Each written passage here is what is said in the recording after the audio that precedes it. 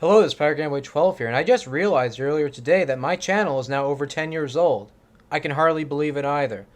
So I guess to celebrate, I guess you can call it that, we're going to mess with my Apple IIe for a little bit. I have a number of floppy disks for this machine. Some of them I've made myself, and others that came with the computer. Most of them are copies, however some of them are legit, so that's kind of cool. The ones I have are legit are some Infocom games. They are, if I can find them, Hitchhiker's Guide to the Galaxy and Leather Goddesses of Phobos. I do have another disc labeled Zork 3, however I couldn't get that to load. Maybe it's the PC version, I don't know.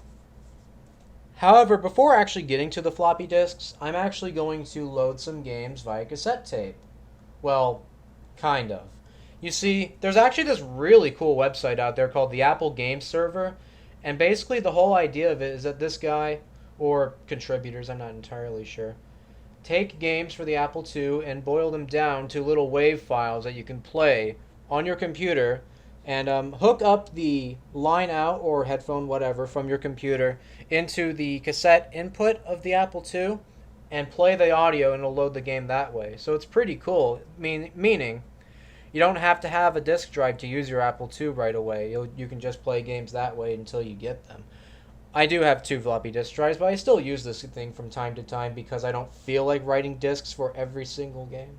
So let's try this first. I'm going to load up. Let's see what we have here. Asteroids, I guess.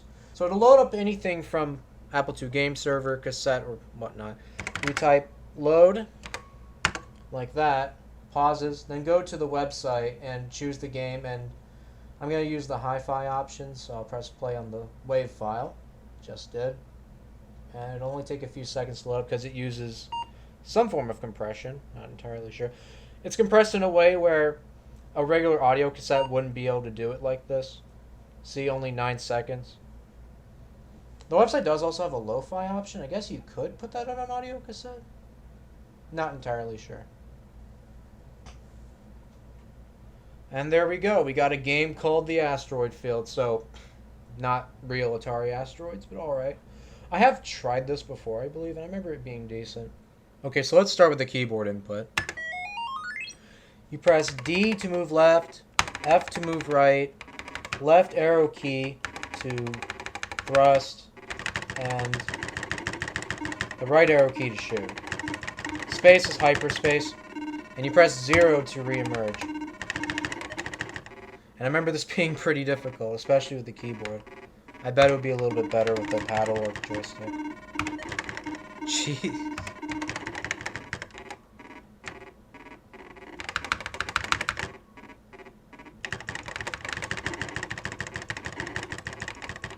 My apologies if the keyboard is a bit loud, but I can't really do anything about that. And actually, speaking of the keyboard, I forgot to mention, the keyboard does feel quite nice. I should give a little typing demonstration after this. Am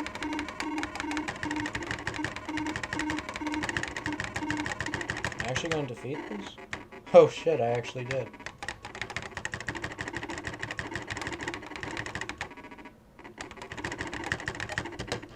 Too late. So there's that. Honestly not bad, although a bit hard to get used to the controls at first.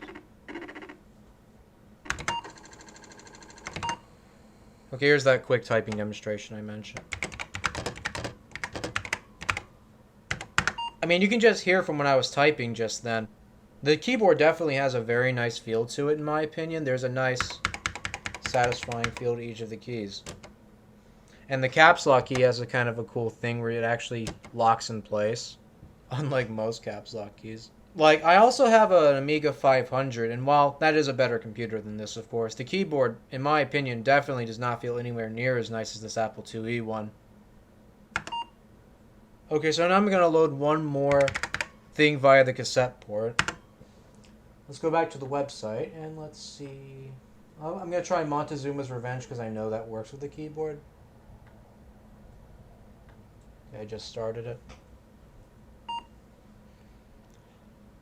I'll probably link this site in the description of the video, by the way, because I do really recommend it if you have an Apple II. Although, not all Apple IIs are actually compatible with this, though. Only ones with a cassette port. Apple IIcs, from what I remember, don't have it, for example.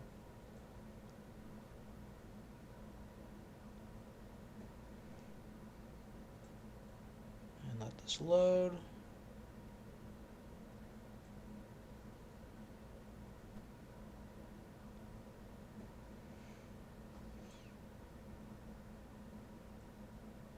And there you go.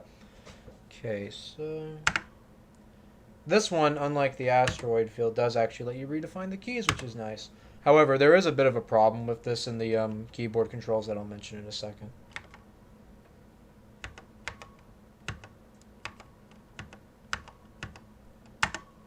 Okay.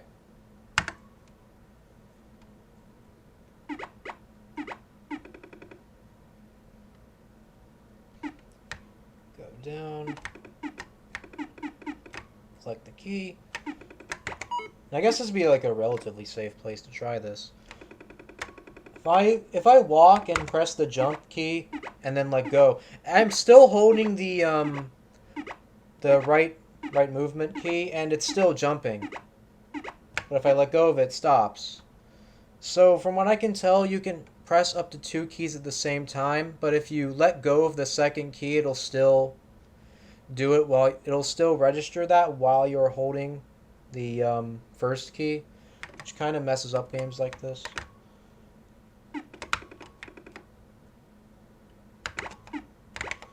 So you kind of have to get used to letting go.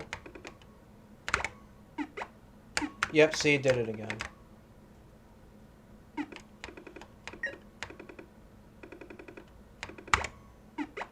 Up. You do have to get used to that for sure. I wouldn't say it makes it unplayable, but it does make it kind of annoying. And it can kind of mess up when you're like moving left and right too sometimes, as you saw there. It kind of acted a little strange.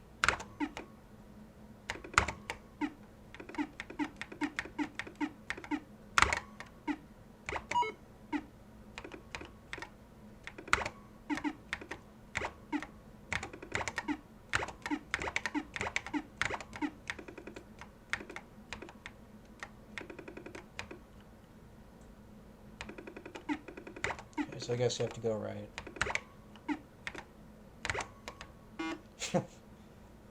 Right.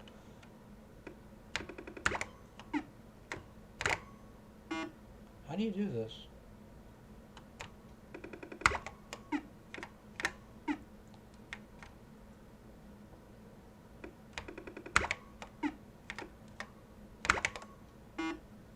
I have absolutely no clue. Wait. Okay, I was supposed to do this. I'm dumb. I was only holding down the one key there. I guess that's when it does come in handy. So this is not a bad game at all or anything, but I really need to get an Apple II joystick because I don't have one. It would make games like... Shit. Make games like this more enjoyable.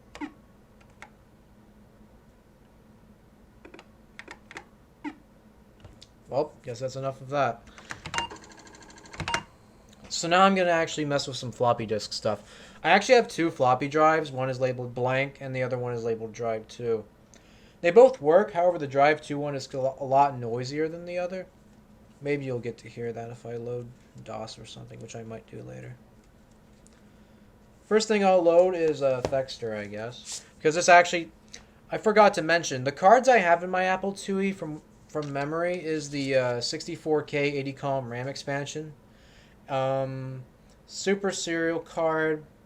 I have a Z80 Plus card from Applied Engineering. And a Disc 2 card. Pretty sure that's all of them.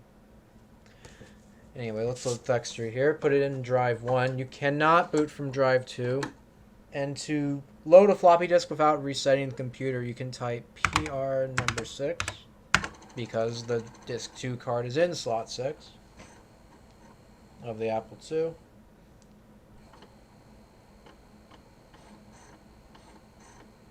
And this is a surprisingly decent version considering the hardware. This is using the double high-res mode of the Apple IIe, which is quite nice. And this game also requires 128K of memory, I'm pretty sure.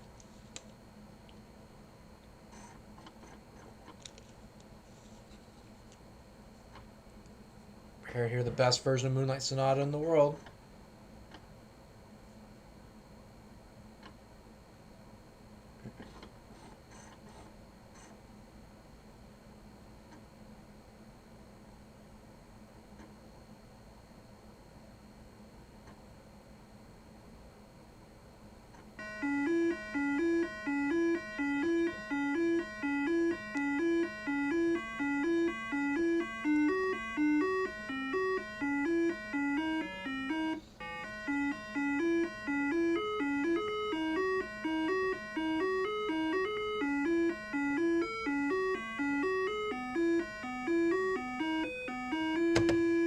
I mean, it's no PC-88 or anything, but for some reason I do actually find it more appealing than like the PC speaker in the IBM PC version. I believe you press... Okay, what are the controls in this version again? I kind of forget. Okay. U, H, J, and K. Actually, N is down. Okay. Another game where it would be better with the joystick by far. Playing with the keyboard makes some parts really irritating.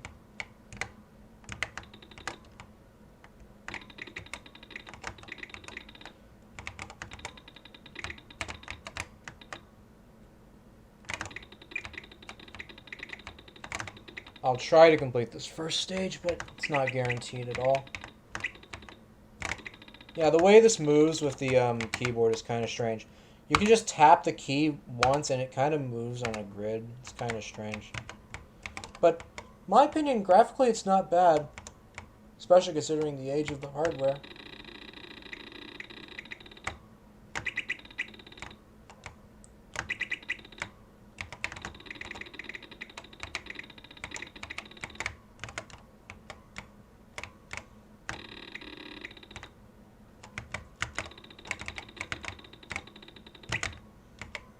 That's really difficult on a keyboard to get in little nooks and crannies like that.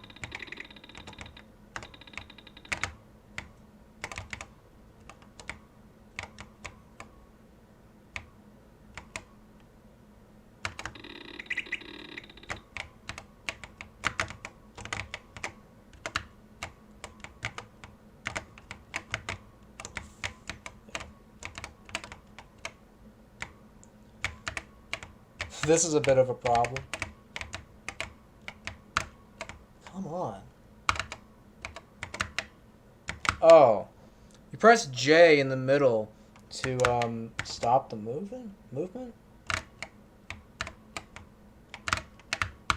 There we go. Gee. It really is overly cumbersome with the keyboard, but maybe they just couldn't have done anything about it with the way the keyboard is handled on Apple II.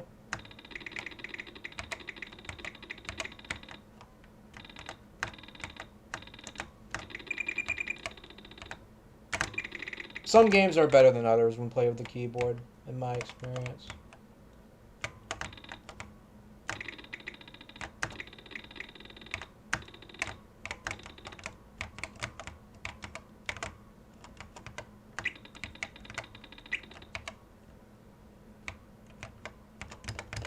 Okay. I think I kind of get it. Maybe you press like N and the M key to transform left and then transform right.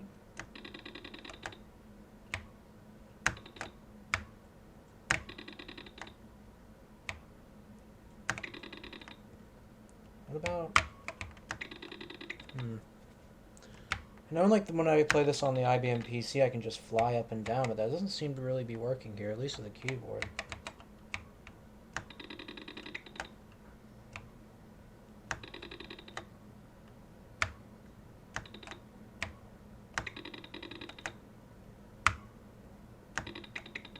Anytime now, there we go.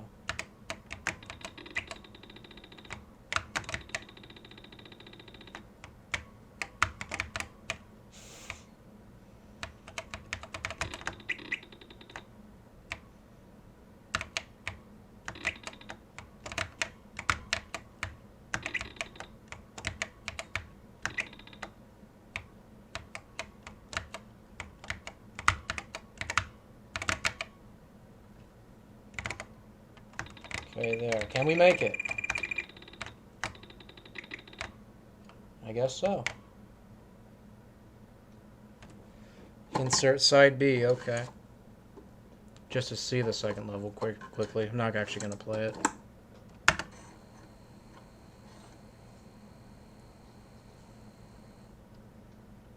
Alright, there you go. Enough of that. Let's load something else. Actually, I'll quickly load up the tool I use to make floppy disks. It's a tool called ADT Pro.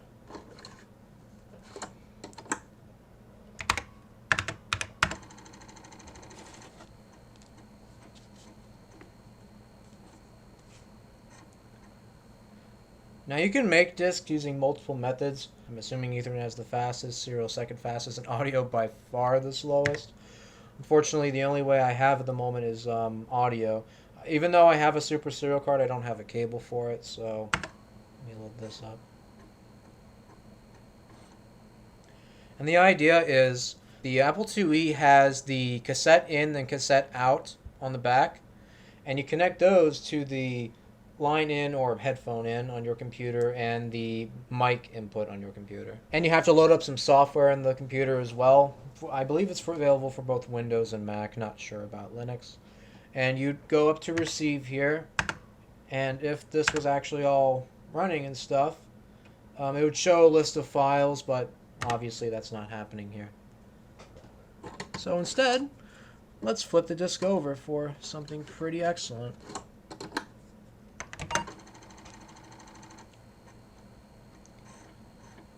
On the other side of this disk, I put a program on here called VBMP, which is, well, a program that views bitmap files. And I put a number of images on here. I'm going to load one.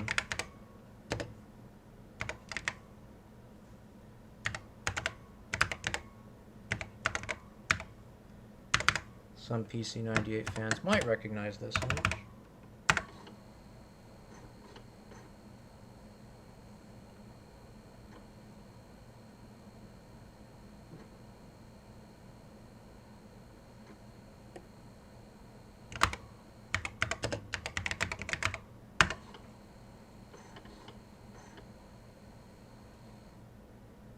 And there you go.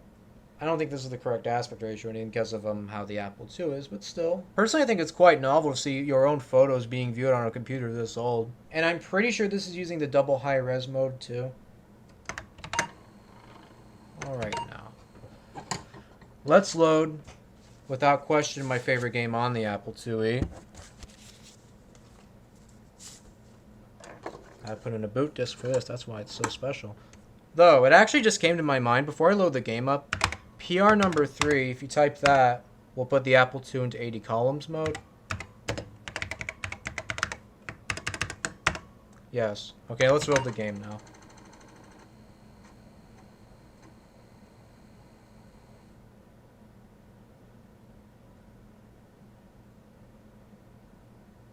Nebraska Cement Company proudly presents what?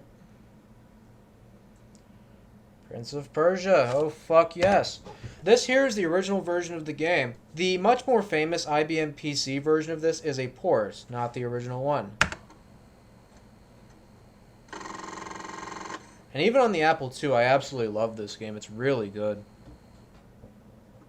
Okay, put in side A of the actual game disc. Here we go. And I'll play the full intro because it's worth it. In fact, I'm pretty sure this may actually be one of the few videos that actually shows this game running on real hardware.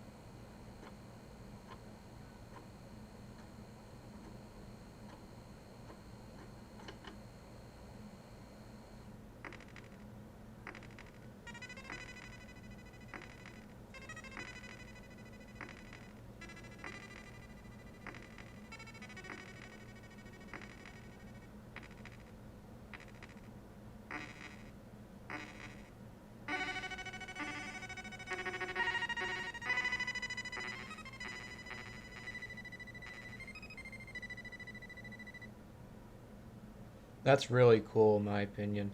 While obviously there are better versions of the game out there, this is definitely not the worst one at all. It's honestly very playable, especially since it was literally programmed by Jordan Mechner himself. Like, even though the NES and Genesis versions may look better, they, in my opinion, play way worse than this. I'm not actually going to play it myself. I'll just let the demo run for a little bit.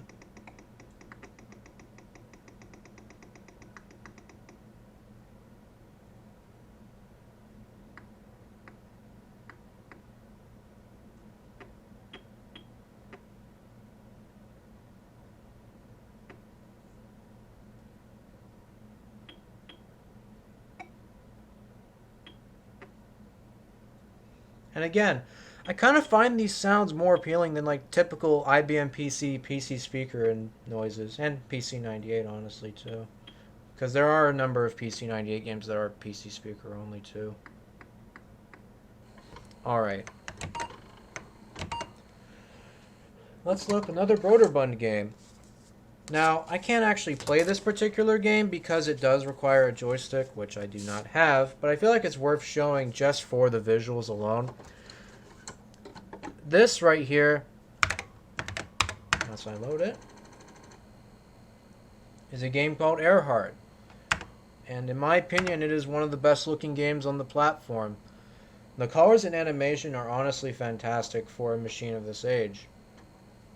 And you'll see that in a second. I mean, you can see the colors right there. In my opinion, really do look great. But on the intro animation, you'll see that in just a second once it loads. Alright, here you go.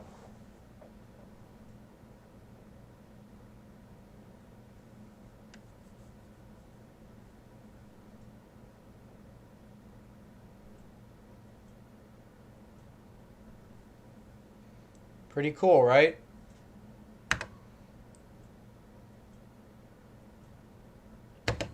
Too bad I can't actually play it, but I'll start the game. And you'll actually get to see what happens if you try playing a game that requires a joystick without a joystick.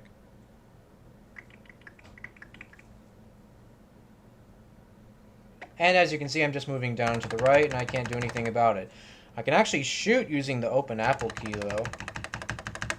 So that's fun.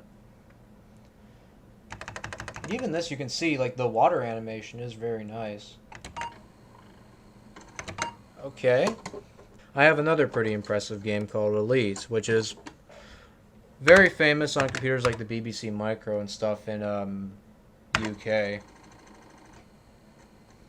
But also got ports to many other systems like ZX Spectrum, well, the Apple II version you're about to see here.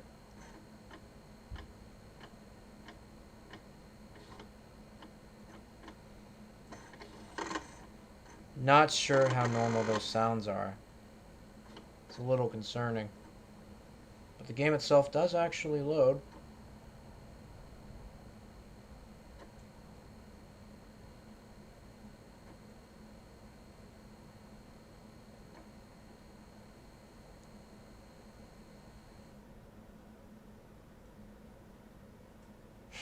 There you go, wireframe 3D. On a computer from, I think Apple IIe's from 1983. But I think this runs on other Apple IIs. Could be wrong. I'm not sure if this is using a double high res or not. I don't think so, but I could be wrong on that. So once we start, we have a free roaming space exploration game running and wireframe 3D running on a computer from 1983, and we had this game in 1985. Pretty insane effort in my opinion. Very impressive stuff. Well, the keyboard controls aren't the greatest, but they're tolerable, I suppose. Shoot the space station and crash into it. That's what you gotta do in Elite, right? So there's that. Looking in my stack of discs, is there anything else worth loading? Let's load one of the Infocom text adventure games I have. Let's do Hitchhiker's Guide to the Galaxy. Like I said earlier, this is one of the only legit Apple II discs I own. And I believe this... Okay. I believe this sports, yeah, 80 columns. Although it's not terribly readable. We'll see. It's not too bad. Probably does look worse on an actual color TV. This would look best for sure in like an actual like Apple monochrome monitor. So there's Hitchhiker's Guide to the Galaxy very briefly. I don't really feel like playing that too much. Just wanted to show an 80 column thing running.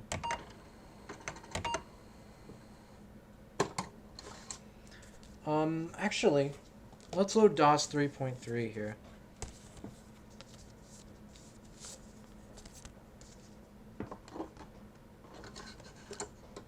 I have a few programs as well as games like I've shown first.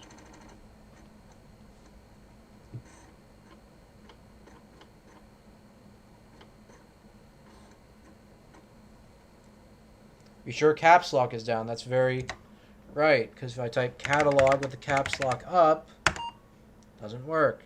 If I do it with it down, it does. It's only recognizing only recognizes uppercase characters for this. This does have a few demo programs on here, like the greatest game ever, Lemonade Stand, which I'll load very briefly. I remember it's run or be run.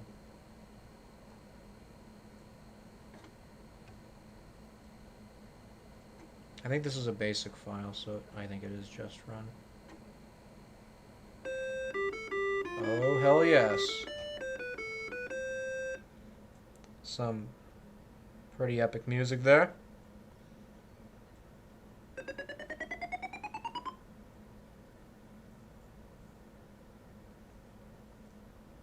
And here we go. Welcome to Lemonsville, California. Oh boy. Are you starting a new game? Yes or no? Yes, definitely.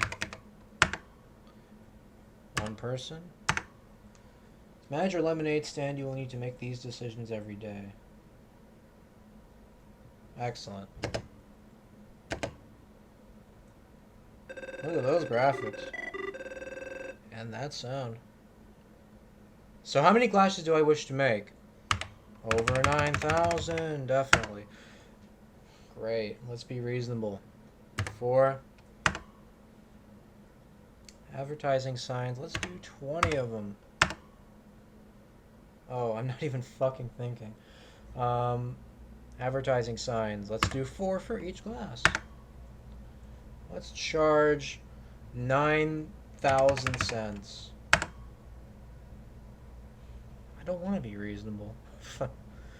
Okay, 80 cents. Which is pretty expensive. No. Let's see how much I made. Nothing.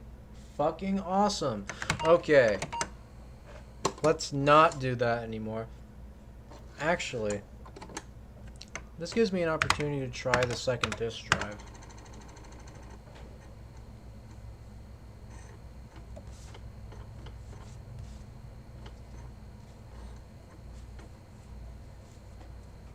To list the contents of drive 2, you type catalog, but at the end you put D2 with a comma in the front.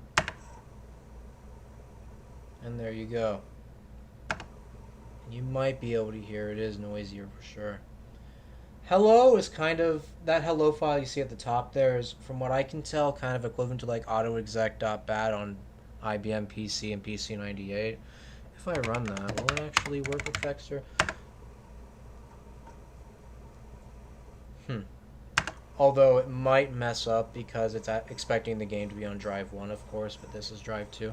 The main purpose of this, so you can hear, drive 2 is definitely a bit louder than drive 1. But it still works fine from what I can tell.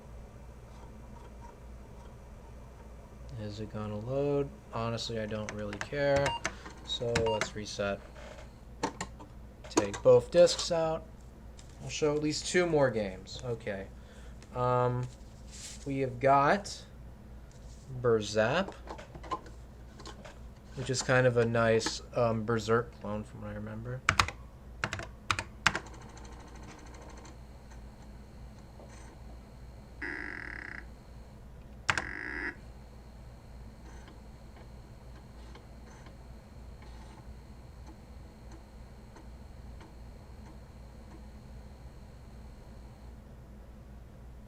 Cool color cycling on the logo.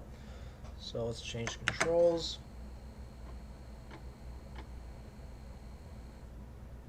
Definitely select the keyboard here. And we do not have a mocking board, so we're just going to have to do the internal speaker.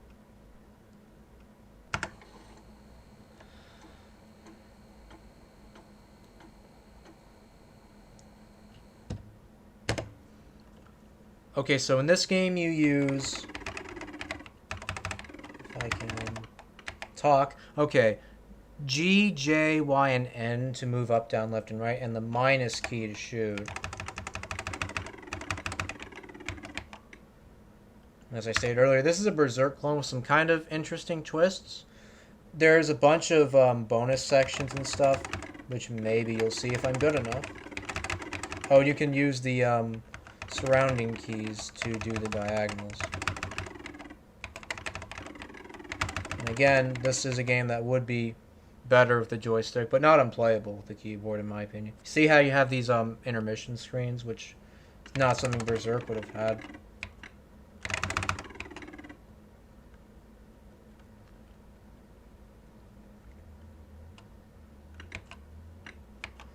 And if you have a Mockingbird, you have some nice little background music.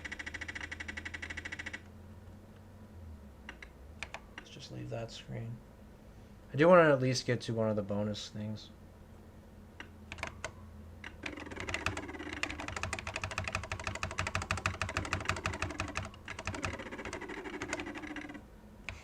Fucking suicidal.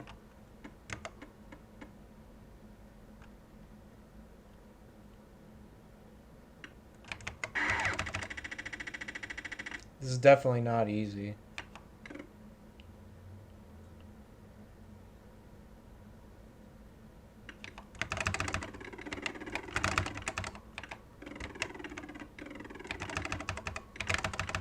AI is definitely not the smartest.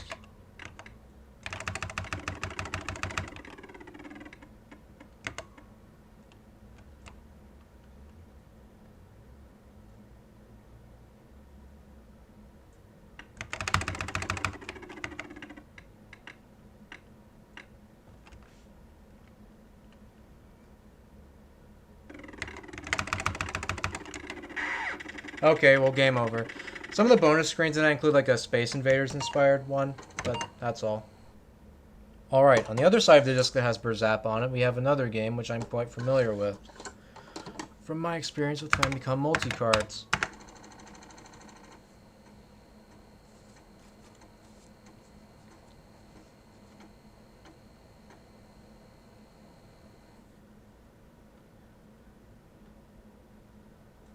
Game by Jordan Mechner, man who made Prince of Persia, made this game earlier. Karateka, which is, I'm pronouncing it that way because that's how Jordan Mechner himself says it. This is a game that's very common on Famicom multi-cards, and this is the version, that's the version I'm most familiar with, but this version isn't bad either, in my opinion. It's slow, but in my opinion, a fairly enjoyable little game. With impressive animation for the time.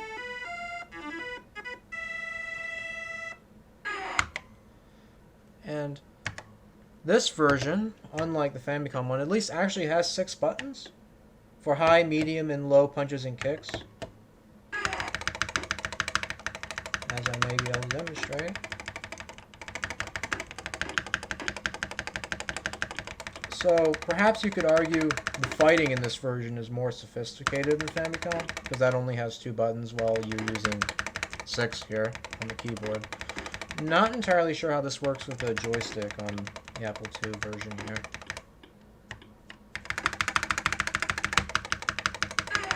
There we go.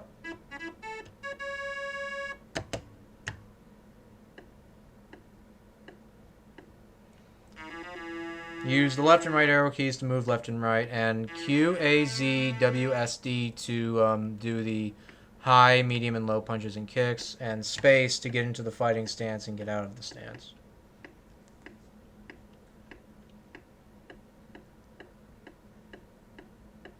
I'll do this one fight, and then I'm going to move on to my final game. So I lied. I'm actually going to do 3 more.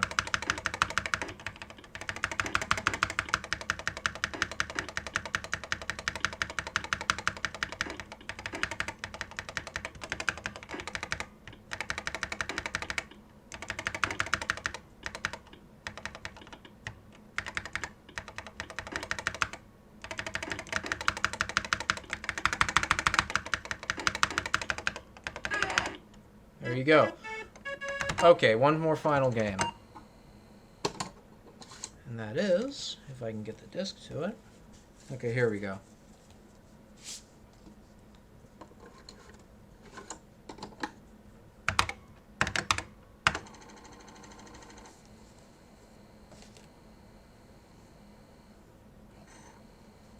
Cracked by Blade, I believe, also did the Elite copy that I have.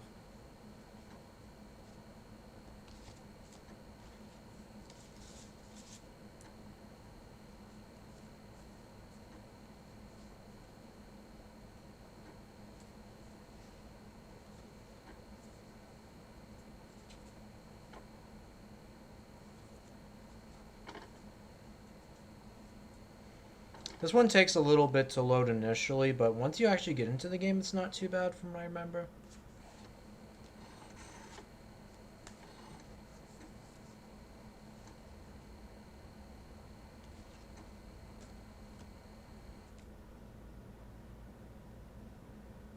Okay, Maniac Mansion. This game I quite like on the IBM PC, where it's the enhanced version. But this version's not bad, again, considering the hardware. And this requires 128K of RAM and also uses double high res mode, I'm quite sure. You wouldn't be able to do colors like this on regular high res or, yeah. I usually pick Bernard and Razor.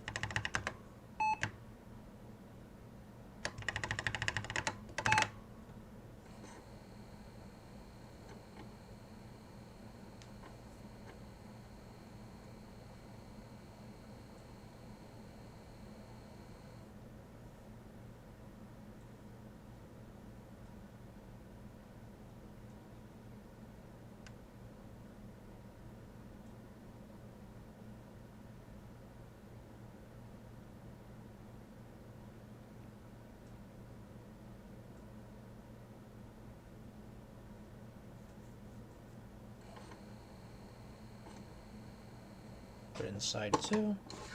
And push joystick button, or the open Apple key for me.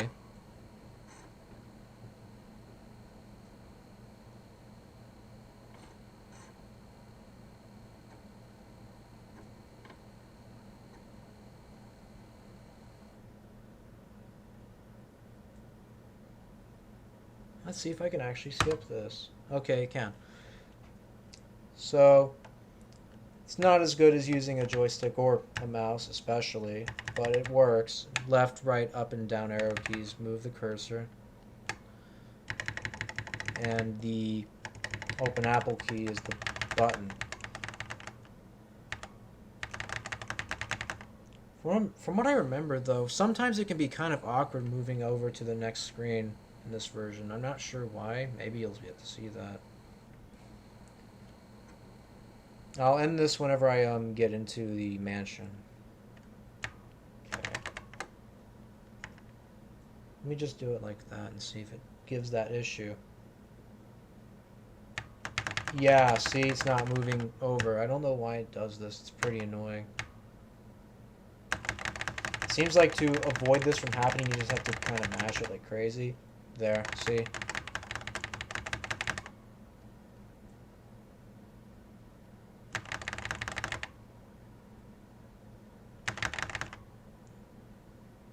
Okay. Don't walk to the bushes, actually go up to the door. And pick up that doormat. It's kind of nice how it like jumps to the options like this whenever you're down here.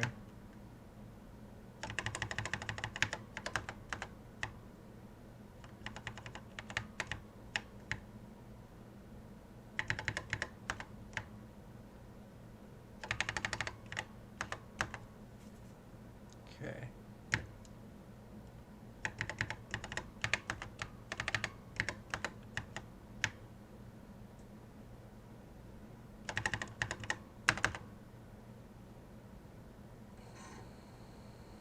Kind of amusing having an access like that. Just something you don't really experience on an IBM PC with a hard drive, of course.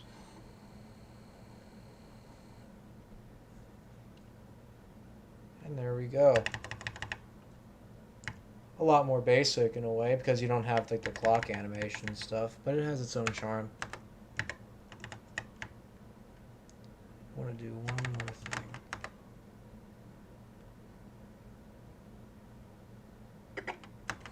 Go in here.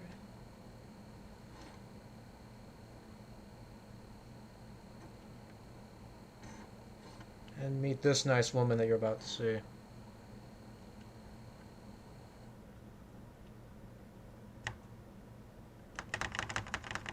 I didn't even bother picking up that flashlight.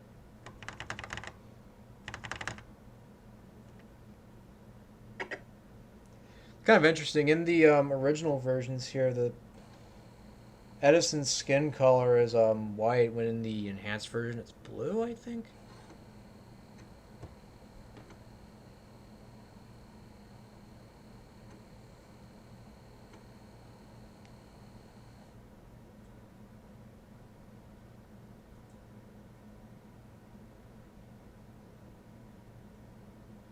Pretty great.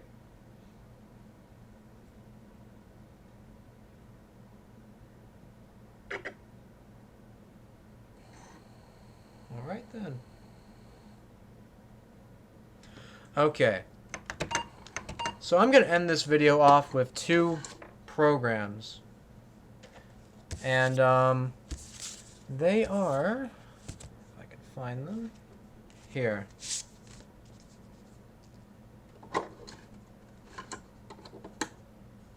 PR number 6.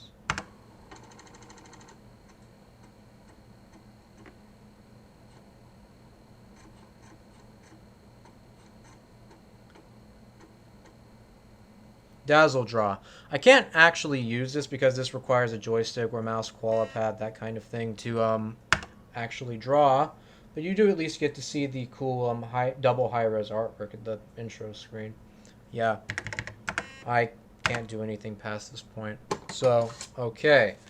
Now, really, the absolute final thing I'm going to try on this is another actual disc I have called Discware. Apple Presents Apple, an introduction to the Apple IIe computer. DOS 3.3 based. Okay. Pop this in. And let's go. This is kind of interesting in my opinion. It's basically a tutorial on how to use the computer.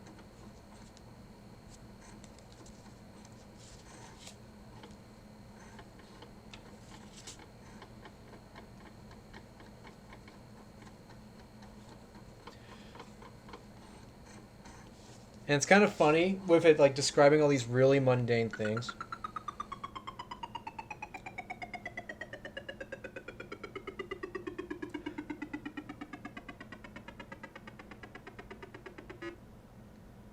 As I was saying, it's kind of funny in this program when it describes a bunch of these really mundane things that, like, duh, of course, but you've got to think as well, very few people in 1983 had a computer. This was, if you were using this program back then, this was very likely to be the very first computer you ever used in your life.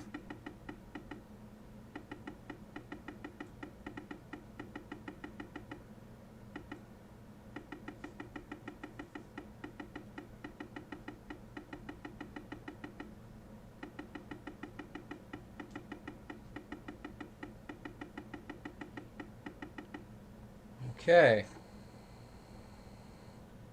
Apple IIe computer designed to make your working time more productive. Look at this animation. Your learning more exciting and your leisure time more entertaining.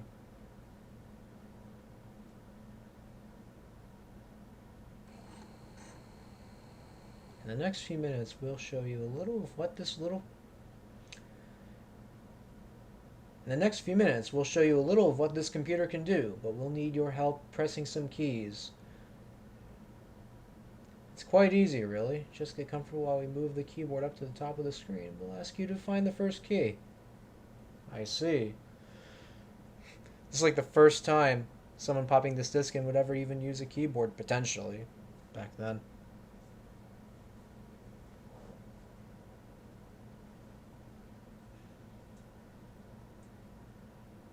Press return. Yeah, the return key is so hard to find. When in doubt, press return. I'll remember that. Looks like a typewriter keyboard.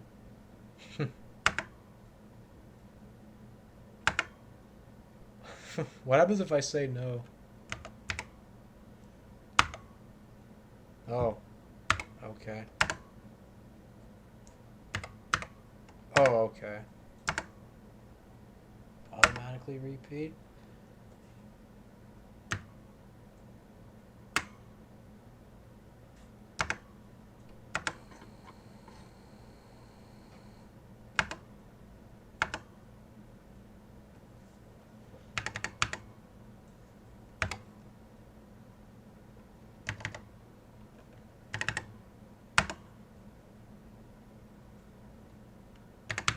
Suppose actually I can disable caps lock and do it correctly this time.